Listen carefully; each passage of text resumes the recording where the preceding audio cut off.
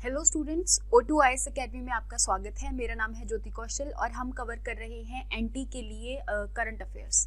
तो आज जो हम टॉपिक करने वाले हैं वो आपके एग्जाम पॉइंट ऑफ व्यू से बहुत ही ज़्यादा इंपॉर्टेंट है। कई बार आपसे पूछा जाता है कि कौन कौन सी जो फेमस पर्सनैलिटी न्यूज़ में थी। तो आज हम ऑबिचुअरीज कवर करेंगे। ऑबिचुअरीज का मतलब ये होता है कि जिनकी भी फेमस पर्सनैलिटीज़ है, जिनकी डेथ हुई है और उनका जो एक तरह से डेथ नोटिस जो है एक तरह से न्यूज़पेपर के अंदर आया। ठीक है, तो वो सब चीज़ें आज हम कवर करने वाले हैं। अगर आपको इस लेक्चर की पीडीएफ चाहिए तो आप O2IS एकेडमी की ऐप को डाउनलोड कर सकते हैं, वहाँ पर आपको पीडीएफ मिल जाएगी। ओके, तो हमने आपके लिए बहुत सारे एक तरह से टेस्ट्स लॉन्च किए हैं। एक पावर पैक है, उसके अंदर बहुत सारे टेस्ट हैं। ये आप जाकर एक तरह से प्रैक्टिस कर सकते हैं ताकि आपकी जो प्रेपरेशन है वो और भी अच्छी हो जाए, क्योंकि जितने ज़्यादा क्वेश्चंस आप प्रैक्टिस करोगे उतने ज़्यादा आप पेपर के लिए अच्छे से प्रिपेयर हो जाओगे। ओके, तो हम आज की जो ऑबिचुअरीज हैं वो शुरू करते हैं। जो पुनीत राजकुमार है, जो मैंने अवार्ड्स एंड ऑनर्स में भी बताया था कि इनको बासव श्री अवार्ड मिला है। तो पुनीत राजकुमार एक कन्नड़ एक्टर हैं। रिसेंटली इनकी डेथ हो गई है 2021 के अंदर। ये जितनी भी न्यूज़ है वो हम जुलाई से लेकर नवंबर तक की 2021 की कवर कर रहे हैं। ठीक है, अगर आपसे पूछा जाए कि पुनीत राजकुमार कौन है, तो मतलब ऐसे पूछा जाता है आपके पेपर में कि रिसेंटली इस पर्सन की डेथ हुई है तो वो कौन सी फील्ड से रिलेटेड है। तो आपने बस इतनी चीज़ याद रखनी है। ठीक है, इसके अलावा और कोई चीज़ें इनके रिगार्डिंग नहीं पूछी जाती। जैसे पुनीत राजकुमार है तो वो एक कन्नड़ एक्टर थे, इन्होंने बहुत सारी मूवीज़ वगैरह करी हैं, तो इतना आपने याद रखना है। नेक्स्ट है एलन डेविडसन, जो हैं ऑस्ट्रेलिया के बहुत ही ज़्यादा अच्छी बॉलिंग करने वाले एक लेजेंड हैं। इनकी भी रिसेंटली डेथ हो गई। 1950s और 60s के टाइम पे ये ऑस्ट्रेलिया की क्रिकेट में खेलते थे और उस टाइम पे बहुत अच्छी मतलब बॉलिंग वगैरह करते थे ये। ठीक है, नेक्स्ट है कि मतलब आपने ये याद रखना है कि एक तो ये ऑस्ट्रेलियन के क्रिकेट में थे, नेक्स्ट इज कि वो बॉलिंग करते थे, बस इतनी सी चीज़ याद रखनी है। ठीक है, नेक्स्ट है अहमद शाह अहमद जाई। ये कौन थे? अफगानिस्तान के फॉर्मर प्राइम मिनिस्टर थे। कब से कब तक सर्व किया था इन्होंने? 95 से लेके 96 तक इन्होंने अफगानिस्तान के अंदर एज अ प्राइम मिनिस्टर की पोस्ट पर सर्व किया था। ठीक है, आपसे पूछा जाएगा कि ये रिसेंटली न्यूज़ में थे ये, तो कौन है? ठीक है, फॉर्मर अफगानिस्तान प्राइम मिनिस्टर थे ये। नेक्स्ट हम बात करते हैं तारक सिन्हा जी की। ये तारक सिन्हा जी हैं और ये एक तरह से क्रिकेट के कोच रह चुके हैं। जिस टाइम पे ये कोच थे तो उस टाइम पे उन्होंने बहुत सारे ऐसे मतलब क्रिकेट प्लेयर्स को एक तरह से इन्हांस किया, उनकी जो एफिशिएंसीज वगैरह हैं। तो ये बहुत अच्छे कोच रह चुके हैं। इनको द्रोणाचार्य अवार्ड भी मिला था 2018 के अंदर। बेस्ट कोच के लिए ये अवार्ड दिया जाता है। ठीक है, नेक्स्ट हम बात करते हैं कोनेरू राम कृष्ण राव जी। तो इनकी जो पोस्ट है एक तरह से अलग अलग है, जैसे एजुकेशनिस्ट थे, टीचर थे, फिलोसोफर थे। तो जो गांधी इंस्टीट्यूट है ना, Gandhi institute of technology and management, ठीक है, जो आंध्र प्रदेश में है, इस इंस्टीट्यूट में ये पढ़ाते थे। इन्होंने साइकोलॉजिस्ट की एक तरह से साइकोलॉजिस्ट भी रहे हैं, ये रिसर्चर हैं, एडमिनिस्ट्रेटर हैं, टीचर हैं। ठीक है, तो इनकी एक तरह से बहुत अलग अलग फील्ड्स में इन्होंने सर्व किया है। इनको पद्म श्री भी मिला है। पद्म श्री आपको पता ही होगा 4th हाईएस्ट सिविलियन अवार्ड होता है। जो सबसे हाईएस्ट सिविलियन अवार्ड होता है वो होता है Bharat Ratna, then is Padma Vibhushan, then is Padma Bhushan and Padma Shri. तो ये जो चार हैं अब आपके अवार्ड्स, ये हाईएस्ट सिविलियन के उसमें आते हैं कि फर्स्ट ये है, सेकंड ये, थर्ड ये, फोर्थ ये है। ठीक है, तो इनको पद्म श्री भी मिला है 2011 के अंदर। नेक्स्ट हम बात करते हैं कि फ्रेडरिक विलियम दे क्लर्क जो हैं, ये साउथ अफ्रीका के ऐसे प्रेसिडेंट थे जिन्होंने मतलब कि जो वाइट प्रेसिडेंट जिन्होंने लास्ट टाइम सर्व किया था साउथ अफ्रीका में। उसके बाद जो साउथ अफ्रीका के जितने भी प्रेसिडेंट हैं वो सारे ब्लैक प्रेसिडेंट हैं। दैट मीन्स उनकी जो स्किन है वो डार्क है। तो ये लास्ट ऐसे प्राइम मिनिस्टर थे, प्रेसिडेंट थे, वाइट प्रेसिडेंट थे जिन्होंने साउथ अफ्रीका के अंदर सर्व किया था। तो ये चीज़ आपने याद रखनी है। इनको नेल्सन मंडेला के साथ एक तरह से ये काम करते थे और इन दोनों को इकट्ठे नोबेल पीस प्राइज भी मिला था। नेल्सन मंडेला जो है आपको पता ही होगा कि इन दोनों ने एक तरह से अपार्थीड के अगेंस्ट स्ट्रगल की थी। अपार्थीड क्या होता है कि जैसे साउथ अफ्रीका में ऐसे होता था, जितने भी वाइट लोग हैं उनको जॉब्स वगैरह मिलती थी, है ना, जितने भी ब्लैक लोग हैं उनको कोई भी ऐसी पोजीशंस नहीं दी जाती थी।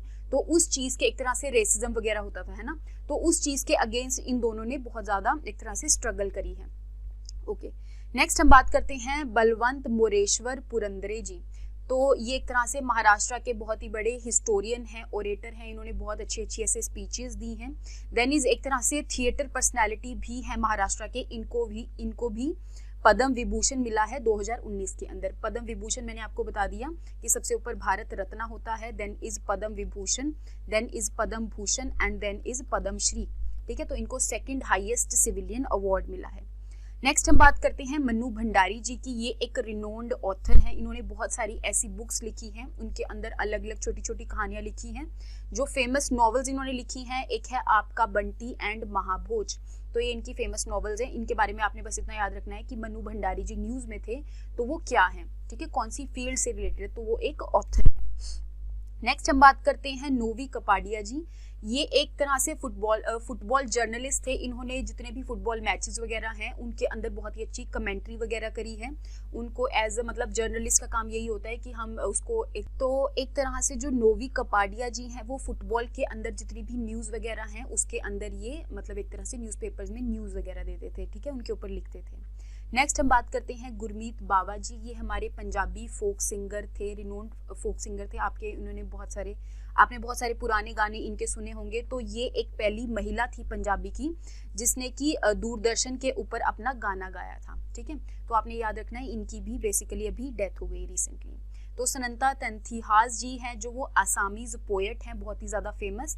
ये एक तरह से उड़िया फैमिली से बिलोंग करते थे। इनकी जो पढ़ाई है वो बंगाली मीडियम स्कूल के अंदर हुई है, लेकिन इनका जो लिटरेरी वर्क है जिनमें जैसे इन्होंने पोएम्स वगैरह लिखी हैं, अलग अलग चीज़ें करी हैं, तो इन्होंने ये काम असामीज लैंग्वेज में लिखा है। सनंता तंथियास जी, ठीक है, आपने इनका नाम याद रखना है।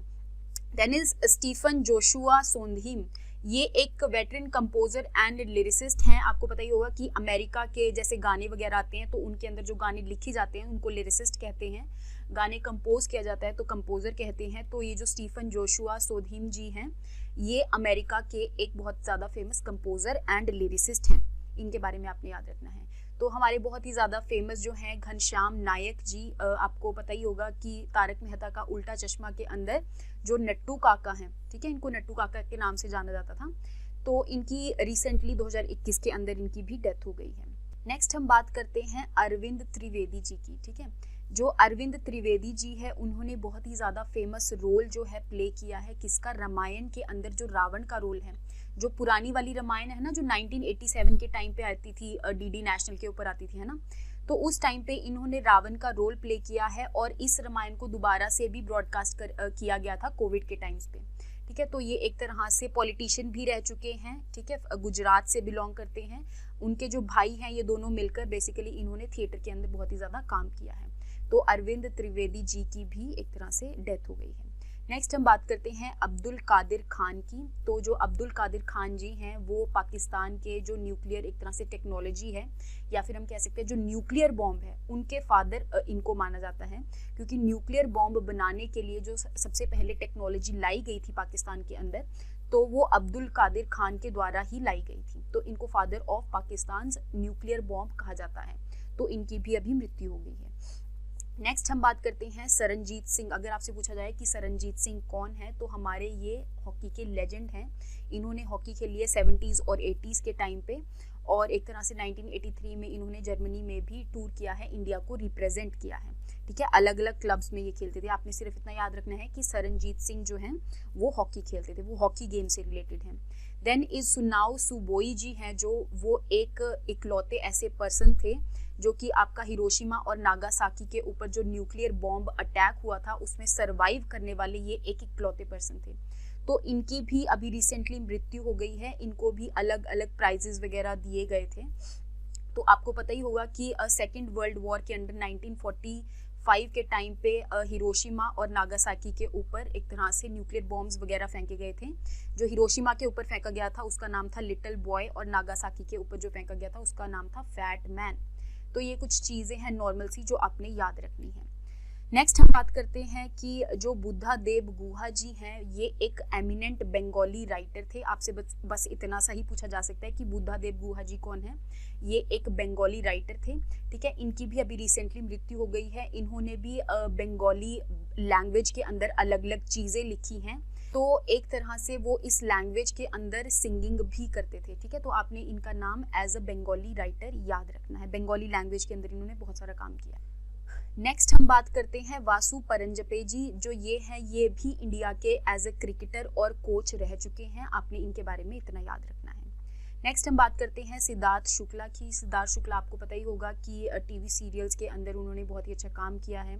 देन इज बिग बॉस 13 के भी ये विनर रह चुके हैं। रिसेंटली बहुत ज़्यादा न्यूज़ में थे ये। खतरों के खिलाड़ी के अंदर भी ये बेसिकली परफॉर्म किया इन्होंने। बालिका वधू के अंदर इन्होंने बहुत अच्छा रोल प्ले किया है, तो इन रोल्स के लिए इनको जाना जाता था। तो इनकी भी बेसिकली डेथ हो गई है 2021 के अंदर। नेक्स्ट हम बात करते हैं ऑस्कर फर्नांडिस जी की। ये राज्यसभा के मेंबर ऑफ पार्लियामेंट रह चुके हैं इंडियन नेशनल कांग्रेस की तरफ से।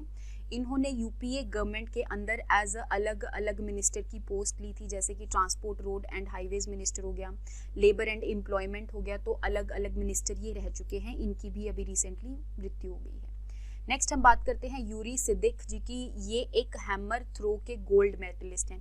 एक गेम होती है जिसको हम कहते हैं हैमर थ्रो, उसके अंदर ऐसे एक स्ट्रिंग सा होता है, तो इसको ये जो पर्सन है वो पकड़ते हैं और वो कितनी दूर जाता है उस हिसाब से इसको एक तरह से देखा जाता है।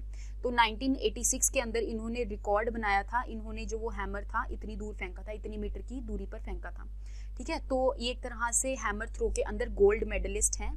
ठीक है, इन्होंने सोवियत यूनियन को भी रिप्रेजेंट किया था। सोवियत यूनियन क्या है आपका? यूएसएसआर। यूएसएसआर आपको पता ही होगा कि पहले जो एक तरह से एशिया की, सेंट्रल एशिया की कंट्रीज हैं, कजाकिस्तान, किर्गिस्तान, ये सारी रशिया के साथ थी। तो उस टाइम पे ये उनको रिप्रेजेंट करते थे। तो ये कौन सी गेम से बिलोंग करते हैं? तो हैमर थ्रो से बिलोंग करते हैं। आपने ये चीज़ याद रखनी है। नेक्स्ट हम बात करते हैं भवानी रॉय जी। ये भी हमारे इंडिया के फुटबॉलर हैं। इन्होंने भी अलग अलग एक तरह से क्लब्स को रिप्रेजेंट किया है। कैप्टन रह चुके हैं। मोहन बगान के ये एक तरह से क्लब है, उनके भी कैप्टन रह चुके हैं। तो ये कौन सी गेम से बिलोंग करते हैं? तो फुटबॉल से बिलोंग करते हैं। नेक्स्ट हम बात करते हैं कि जीन पेरी एडम्स जी, ये भी फ्रांस के फुटबॉलर हैं। इनकी भी रिसेंटली डेथ हो गई है। इन्होंने भी फुटबॉल के अंदर अलग अलग एक तरह से बहुत अच्छी अच्छी चीज़ें करी हैं, बहुत ज़्यादा रिकॉर्ड्स बनाए हैं। तो आपने बस इतना याद रखना है कि ये फ्रांस के फुटबॉलर हैं। नेक्स्ट हम बात करते हैं रजनी कौल जी की। इनकी भी रिसेंटली डेथ हो गई है। इन्होंने क्या काम किया है, कौन सी चीज़ से ये रिलेटेड है? तो जो BBC चैनल है, आपको पता ही होगा कि यूनाइटेड किंगडम का एक चैनल है। इसका जो हिंदी वाला वर्जन है, जहाँ पर BBC हिंदी के अंदर हिंदी में न्यूज़ बताई जाती है, तो वहाँ पर ये एक पहली इंडियन बॉर्न ब्रिटिश ब्रॉडकास्टर हैं जो हिंदी के अंदर न्यूज़ देती हैं। ये चीज़ आपने याद रखनी है। ठीक है, नेक्स्ट हम बात करते हैं थानू पद्मनाभन जी। तो ये एक तरह से थियोरेटिकल फिजिसिस्ट एंड कॉस्मोलॉजिस्ट हैं। इन्होंने फिजिक्स के ऊपर और कॉस्मोलॉजी के ऊपर बहुत ही ज़्यादा काम किया है। फिजिक्स के अलग अलग चीज़ें जैसे ग्रेविटेशन हो गया, structure and formation in the universe and quantum gravity के रिगार्डिंग। तो इन्होंने अपनी बुक्स भी लिखी हैं। इनकी बुक का नाम है the dawn of the science. तो इन्होंने अपनी वाइफ के साथ मिलकर इस बुक को लिखा है। तो आपने थानू पद्मनाभन जी, इनको याद रखना है कि ये एक फिजिसिस्ट हैं और कॉस्मोलॉजिस्ट हैं। ठीक है, नेक्स्ट हम बात करते हैं महंत नरेंद्र गिरी जी। आपको पता ही होगा कि हमारे हिंदू रिलीजन के जो सबसे एपेक्स बॉडी है जो हिंदू रिलीजन को देखती है, वो है अखिल भारतीय अखाड़ा परिषद। तो इसके ये प्रेसिडेंट रह चुके हैं। अभी माना गया है कि इनकी जो डेथ है ये एक मेंटल ट्रॉमा में थे और इन्होंने एक तरह से सुसाइड किया है ना, प्रेशर में आके। तो आपने इनको याद रखना है कि अखिल भारतीय अखाड़ा परिषद के ये प्रेसिडेंट रह चुके हैं। नेक्स्ट हम बात करते हैं कमला भासिन जी की। ये women rights activist and noted author है। मतलब एक तरह से इन्होंने बहुत सारी बुक्स लिखी हैं वुमेन्स के राइट्स के ऊपर, है ना।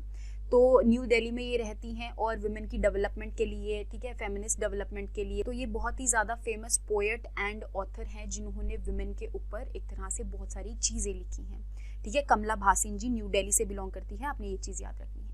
नेक्स्ट हम बात करते हैं कल्याण सिंह जी की। आपको पता ही होगा कि उत्तर प्रदेश के ये चीफ मिनिस्टर रह चुके हैं। जिस टाइम पे बाबरी मस्जिद का डिमोलिशन हुआ था उस टाइम पे कल्याण सिंह ही उत्तर प्रदेश के मिनिस्टर थे। तो इनकी भी अभी रिसेंटली 2021 में डेथ हो गई है। आपने ये चीज़ याद रखनी है। नेक्स्ट हम बात करते हैं सियान लॉक के बारे में। ये ब्रिटिश के कॉमेडियन है। कॉमेडियन आपको पता ही है जो एक तरह से जॉब होती है एक तरह से लोगों को हंसाने की, है ना। तो ब्रिटिश के कॉमेडियन है, आपने इतना याद रखना है इनके बारे में। नेक्स्ट हम बात करते हैं पद्मा सचदेव जी। जो पद्मा सचदेव जी हैं ये विमेन पोएट हैं और इन्होंने कौन सी लैंग्वेज के ऊपर बहुत ज़्यादा काम किया है? डोगरी लैंग्वेज के ऊपर। Dogri language basically Jammu and Kashmir वाले रीजन में बोली जाती है। आपने ये चीज़ याद रखनी है। तो डोगरी लैंग्वेज के अंदर इन्होंने बहुत सारी ऐसे पोएम्स वगैरह लिखी हैं, मेरी कविता मेरा गीत हो गया जैसे। इनको साहित्य अकेडमी अवार्ड भी मिला है 1971 के अंदर। साहित्य अकेडमी अवार्ड जो है वो लिटरेचर वर्क के लिए दिया जाता है, ठीक है। तो आपने इनको याद रखना है कि इनकी भी अभी मृत्यु हुई है। इन्होंने डोगरी लैंग्वेज के अंदर बहुत ज़्यादा एक तरह से पोएम्स वगैरह लिखी हैं। नेक्स्ट हम बात करते हैं PS बैनर्जी के बारे में। ये भी केरला के एक रिनोन्ड कार्टूनिस्ट हैं। जो न्यूज़पेपर में आप अलग अलग कार्टून्स वगैरह देखते हो ना, तो वो कार्टून भी तो किसी न किसी ने बनाए होंगे। तो ऐसे ही PS बैनर्जी हैं, ये एक तरह से न्यूज़पेपर के अंदर जितने भी कार्टून्स वगैरह हैं अलग अलग पॉलिटिशियंस के, है ना, तो वो एक तरह से बनाते हैं। देन इज फोक सिंगर भी हैं, स्कल्पचर्स भी बनाते हैं, जो मिट्टी की एक तरह से मूर्तियाँ टाइप्स होती हैं, तो वो भी बनाते हैं। नेक्स्ट हम बात करते हैं डॉक्टर बालाजी तांबे के बारे में। तो ये आयुर्वेदिक डॉक्टर हैं। इन्होंने बेसिकली ये योगा को भी बहुत ज़्यादा प्रमोट करते हैं और ये एक स्पिरिचुअल लीडर हैं, ठीक है। आपकी जो एक तरह से इंटरनल सोल है उन चीज़ों के ऊपर ये ज़्यादा काम करते हैं। स्पिरिचुअल लीडर हैं, आयुर्वेदिक डॉक्टर हैं और योगा को भी बहुत ज़्यादा प्रमोट करते हैं। तो इनकी भी रिसेंटली डेथ हो गई है। जर्ड मुलर की बात करूं तो ये भी एक फुटबॉलर हैं, वेस्ट जर्मनी को ये रिप्रेजेंट करते थे। तो आपने इनके बारे में इतना याद रखना है। नेक्स्ट हम बात करते हैं माकी काजी। जो आप सुडोकू खेलते हैं ना, जिसमें 1 से लेकर 9 तक ऐसे हमने बॉक्सेस बने होते हैं, तो उसके अंदर हर लाइन के अंदर 1 से लेकर 9 तक हम नंबर भरते हैं और वो जो नंबर होता है कि कोई भी रो और कॉलम में दोबारा से रिपीट नहीं होना चाहिए। तो उस सुडोकू को बनाने वाले कौन है? माकी काजी जी। ये एक जापानीज बिजनेसमैन है। इनकी भी अभी रिसेंटली डेथ हो गई है। इनको ही हम फादर ऑफ सुडोकू भी कहते हैं। नेक्स्ट हम बात करते हैं केवी सांपत जी के बारे में, जो एक सुधर्मा न्यूज़पेपर है, संस्कृत डेली है, इसमें संस्कृत के अंदर खबर छपती है। तो ये और इनकी वाइफ जो हैं इनके ऊपर काम करती हैं, इसमें जो भी संस्कृत में न्यूज़ छपती है, एक तरह से इनके एडिटर हैं।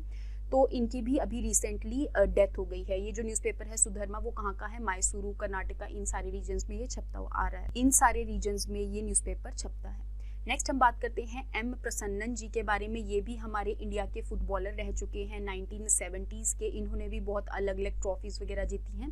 उसके आपको डेप्थ में जाने की ज़रूरत नहीं है, बस आपने याद रखना है जो M प्रसन्नन जी हैं वो भी हमारे इंडिया के फॉर्मर फुटबॉलर हैं। अगर मैं दिलीप कुमार की बात करूं तो ये तो आपको पता ही है कि हमारे लेजेंडरी बॉलीवुड एक्टर हैं। इनकी बहुत सारी ऐसी मूवीज़ हैं। जो मुझे रिसेंटली याद आ रही है वो कर्मा मूवी है। बहुत ही अच्छा इन्होंने रोल प्ले किया हुआ है। तो इनकी भी अभी रिसेंटली डेथ हो गई है। इनका जो ओरिजिनल नेम है, बेसिकली इनका जो स्टेज नेम है वो दिलीप कुमार है, अदरवाइज इनका नाम है मोहम्मद यूसुफ खान। तो ये चीज़ आपने याद रखनी है। नेक्स्ट हम बात करते हैं वीरभद्र सिंह जी के बारे में। आपको पता ही होगा कि हिमाचल प्रदेश के ये चीफ मिनिस्टर रह चुके हैं। तो अभी रिसेंटली 4th चीफ मिनिस्टर थे। तो अभी रिसेंटली इनकी भी डेथ हो चुकी है। नेक्स्ट हम बात करते हैं यशपाल शर्मा जी की। जो आपको पता ही होगा कि 83 एक रणवीर सिंह की मूवी आई है, उनके अंदर जो यशपाल शर्मा जी हैं उन्होंने क्रिकेट में बहुत ही अच्छा एक तरह से रोल प्ले किया है। वही यशपाल शर्मा जी जो हैं वो एक तरह से 1983 के क्रिकेट वर्ल्ड कप में इन्होंने इंडिया को रिप्रेजेंट किया था। तो अभी रिसेंटली उनकी भी मृत्यु हो गई है। तो कपिल देव भी उस टाइम पे उनकी टीम में थे। अगर आप 83 मूवी देखोगे ना तो आपको सब चीज़ें ये क्लियर हो जाएंगी, ठीक है। तो उनको बहुत ही ज़्यादा दुख हुआ कि उनकी अभी मृत्यु हो गई है। नेक्स्ट हम एक तरह से वो कौन सी फील्ड से रिलेटेड है, तो आपने ये याद रखना है कि इंडियन क्रिकेट से वो रिलेटेड है। नेक्स्ट हम बात करते हैं दानिश सिद्दीकी जी। ये एक जर्नलिस्ट थे। बेसिकली अफगानिस्तान के अंदर 2021 के अंदर एक तरह से कवरेज कर रहे थे न्यूज़ की। उस टाइम पे कोई बॉम्ब अटैक वगैरह होने की वजह से इनकी भी मृत्यु हो गई, ठीक है। तो जर्नलिज्म में इनको पुलित्जर प्राइज़ भी मिला है। जो पुलित्जर प्राइज़ होता है वो जर्नलिज्म में दिया जाता है, ठीक है। तो रिसेंटली इन्होंने बहुत अच्छी कवरेज भी की है, जैसे रोहिंग्या रिफ्यूजी क्राइसिस है ना, तो इनकी भी बहुत ज़्यादा कवरेज की है इन्होंने। तो एक तरह से जर्नलिस्ट हैं ये। नेक्स्ट हम बात करते हैं गीरा साराभाई जी के बारे में। जो आपको पता ही होगा साराभाई फैमिली है, तो उनके अलग अलग एक तरह से अलग अलग फील्ड में पूरी साराभाई फैमिली फैली हुई है। तो जो गीरा साराभाई है उनकी अगर मैं बात करूं तो उन्होंने नेशनल इंस्टीट्यूट ऑफ डिज़ाइन, जो अभी रिसेंटली इंडिया के अंदर इसकी बहुत सारी ब्रांचेज हैं, जैसे हरियाणा में हो गई, अहमदाबाद में हो गई, है ना, अलग अलग ब्रांचेज हैं। इस नेशनल इंस्टीट्यूट ऑफ डिज़ाइन के अंदर जितना भी टेक्सटाइल के रिगार्डिंग डिज़ाइनिंग वगैरह होती है तो वो सारी यहाँ पर कोर्सेज के वे में दी जाती है। तो उनके भी ये को फाउंडर रह चुके हैं। गीरा साराभाई आपने याद रखना है। और ये साराभाई फैमिली के यंगेस्ट सिबलिंग थे। जो साराभाई फैमिली है ना, बेसिकली जो अनुसुईया साराभाई जी हैं उनके 8 बच्चे थे, तो उनमें से ये 8वें मतलब कि यंगेस्ट सिबलिंग है गीरा साराभाई। आपने इनके बारे में याद रखना है। नेक्स्ट हम बात करते हैं आर भास्करन जी के बारे में। इनके रिगार्डिंग आपको पूछा जा सकता है कि ये कौन सी फील्ड से रिलेटेड थे। तो ये वायलिन बजाते थे, तो वायलिनिस्ट हैं ये। और कौन से म्यूजिक में, कार्नाटिक म्यूजिक के अंदर ये वायलिन बजाते थे। कार्नाटिक म्यूजिक जो है आपका फेमस म्यूजिक है जो साउथ इंडिया में बहुत ज़्यादा, तो जो एक तरह से साउथ इंडिया में बहुत ज़्यादा फेमस है, तो उनके उस म्यूजिक के जो वायलिन बजाते हैं बेसिकली वो आर भास्करन जी हैं। इनके बारे में आपने याद रखना है। नेक्स्ट इज नंदू नटेकर जी। नंदू नटेकर के बारे में आपने इतना याद रखना है कि हमारे इंडिया के ये बैडमिंटन प्लेयर रह चुके हैं, तो रिसेंटली इनकी भी डेथ हो गई है। तो आपने हर एक तरह से हर एक पर्सनालिटी के बारे में याद रखना है कि वो कौन सी गेम से बिलोंग करते हैं या फिर वो कौन सी फील्ड से बिलोंग करते हैं। इससे ज़्यादा आपको कोई क्वेश्चन नहीं पूछा जाता, ठीक है। So that is all for today. आपके 1-2 टॉपिक्स रह चुके हैं, वो मैं जल्दी से जल्दी कवर करने की कोशिश करूँगी। Thank you so much. I hope आपकी तैयारी बहुत अच्छी चल रही हो गई। Good luck and have a good day.